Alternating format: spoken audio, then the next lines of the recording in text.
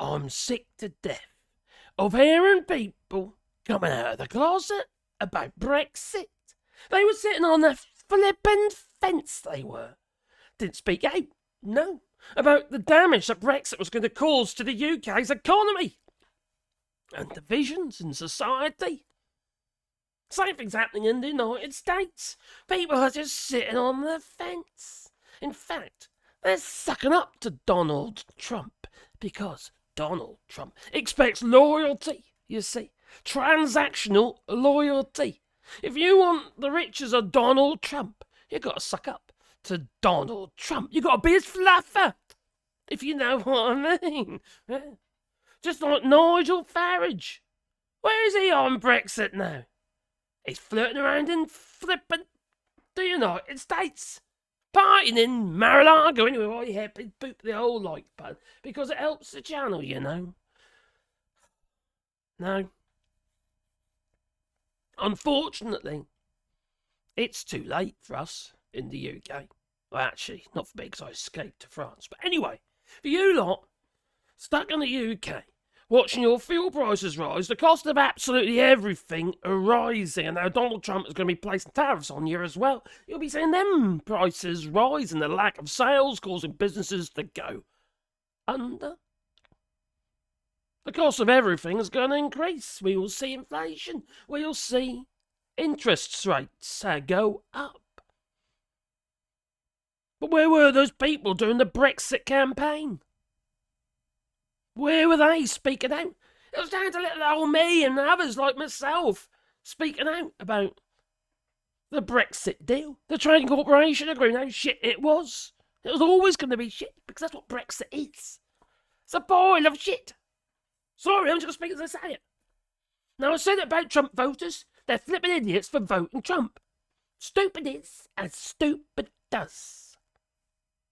Is it ignorance? Is it stupidity? Hatred?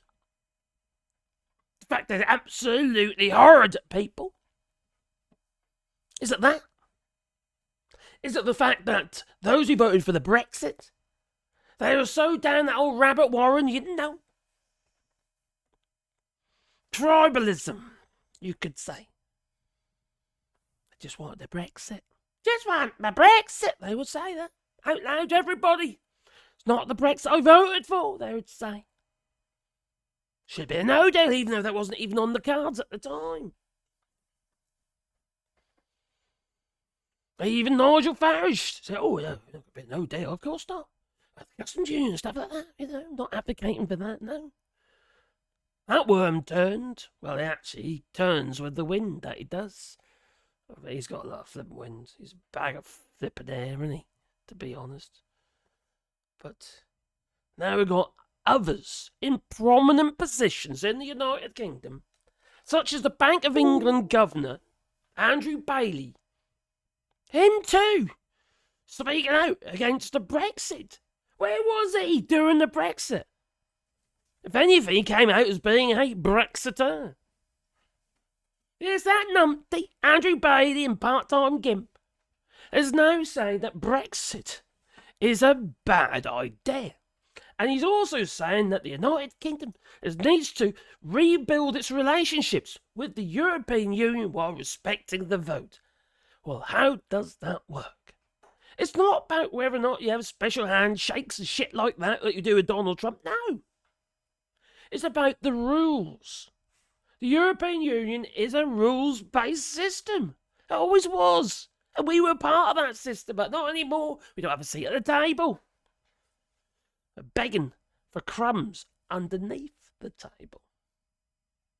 Now, like he says, the UK must rebuild relationships with the European Union while respecting the decision of the British people.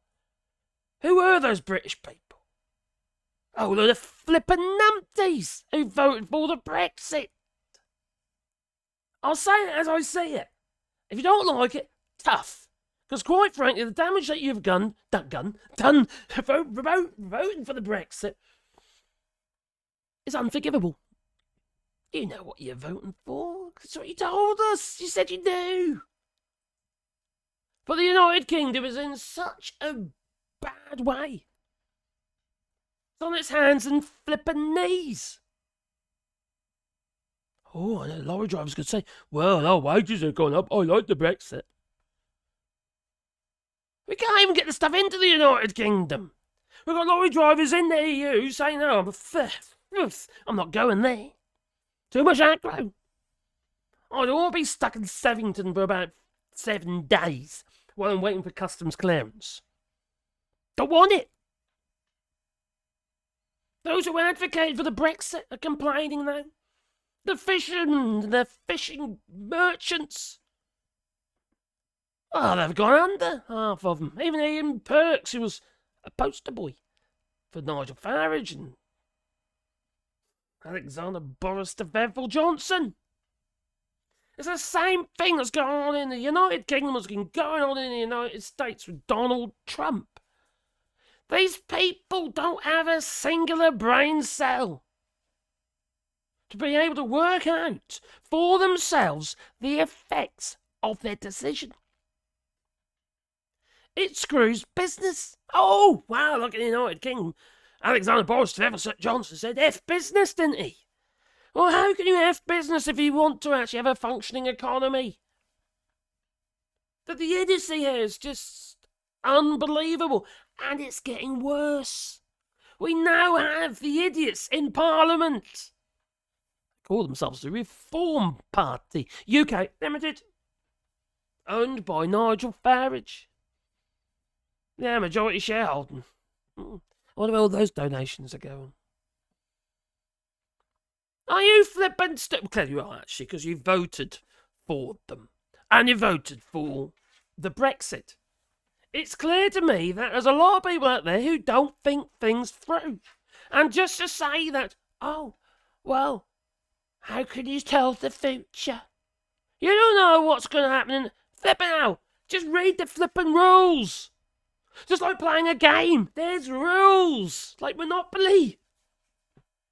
There ain't no flippin' flapping around the rules. The rules are the rules. No European Union of any ilk can actually allow another member state or those who want to negotiate a deal with the European Union to, well, act against these rules. Make their own rules up as they go along. They end up getting fined, like Hungary, for instance. Don't give me all this crap about freedom of speech. What a load of bollocks that is.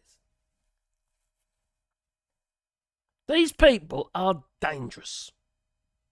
It's almost like they have been sent to destroy an economy, thus destroy a country's ability to look after its people. Now, there's going to be some Mansion House speeches there are to investors by Andrew Bailey. Rachel Reeves is going to be there as well. And Andrew Bailey, for a long time waiting, is going to be making some rather strong comments regarding the Brexit. Now, he will say that, well, actually, financial services have done quite well out of Brexit at the moment. Yes, it's grown. But nothing else has. We're not all in financial services, are we? And what happens when, well, Euro clearing ends for the United Kingdom? Yes, they negotiated an extension or like a softened exit back in February this year, 2024. But it ain't going to last forever. That extension was there for the European Union banks to get themselves ready. Not there for the United Kingdom just to, delay it even further. No. He has avoided. He sat on the fence regarding Brexit. Now, one individual didn't. It was the previous Bank of England governor. I forgot his name. Canadian geezer. He was quite vocal about Brexit. And he still is, actually, to be fair to him. Well, Andrew Bailey didn't say anything. And those who didn't say anything are complicit. It's like watching somebody in the street getting beaten up and you walk on by as if it's not happening. It's the same difference. People are suffering because of Brexit. The economy is suffering, plus people are suffering because of Brexit. Yes, I know about the war in Ukraine. I know about Gaza. I know about the pandemic. I know about Donald Trump. There's all these factors at play. Yes, it affects our economy. But one thing we've got that no one else has is the Brexit. But no one's speaking out against it. Half the papers still don't talk about it. Politicians don't talk about it. You get the odd random one who might speak up against it. As a whole, they're all, sucking up to Keir Starmer because they want to keep their jobs. Like any other greasy, pole-climbing politician. Actually, no, that was Donald Trump, wasn't it? So I heard. Oh, Jennifer Akari, wasn't it? Yeah. It just frustrates the hell out of me. It makes me really angry that people who sit on the fence don't speak out even though they know the damage it's going to do. Because apparently the people voted. A whole load of people who are influenced by Russian money on Facebook, Cambridge Analytica and other means of influence. Leave.eu, where'd that money come from? Aaron Banks. Corrupt. And the people who voted for this and supported it all the way along, well, you're stupid. And stupid is as stupid does. And I don't give a damn if those, people I commentate with and what have you, they say, you can't say that. How are you going to bring them back on the side? Sod them, they're lost. Absolutely lost. If they can't see the light by now, they never will. And they will continue to drag the country down into the muck. They are never going to be able to come to terms that their decision, or the fact that they was, lied to, like they like to say. The gullible lot, that is. They can't come to terms with the fact they made a mistake. And the measure of a man is owning up to your mistakes. Say when you've done something wrong. Say sorry. But no. They stick their head in the sand about everything that's going on around them and carry on about their Brexit. While the country is on fire. It's just frustrating, and the cognitive dissonance here is just unreal. And don't tell me they didn't know what was going on. They probably didn't know because they didn't do their research. The information was there. You only had to look how third countries, which the UK is now, how they are treated outside of the European Union. All you got to do in the European Union is abide by the rules and you get left alone. There's no paperwork to do, there's nothing. It's easy trading. Outside the European Union, you've got to abide by the rules and there's a shitload of red tape. That is Brexit. That's what it's done to the United Kingdom. Its biggest, closest trading partner has been ostracised. That doesn't make any sense. There's no logic in that whatsoever. Stupid. These people are ignorant. They really are ignorant. And they blindly follow certain characters such as Nigel Farage like they are the Messiah. But no, they're just the naughty little boys that they are. And girls. And then you've got Anne Widdicombe. I'm not quite sure what that breed is. But anyway, you tell me. Leave in the comments down below. But please, boot the whole like button and subscribe to the channel. And if you want to support the channel, you can do it on Patreon or buy us a coffee. And the links are down below. This frustrates me. So I keep saying that. It just does. And if you want to support our rewilding project here in France, we're planting trees. Okay? Planting lots of trees. At least 1,000. In fact, it's going to probably be way out for that. And if you want a tree put in the ground, well, then you can do a small donation, and then we'll plant a tree on your behalf, and I'll put a sign with the tree. It could be your name loved one or memory of even a pet, even, you know, or maybe a present for Christmas. But that is, oh hello, you can't see it, but I got my dog in there. Yeah, I got Sebastian. I lost my other dog. I lost my Wally dog. There's a collar.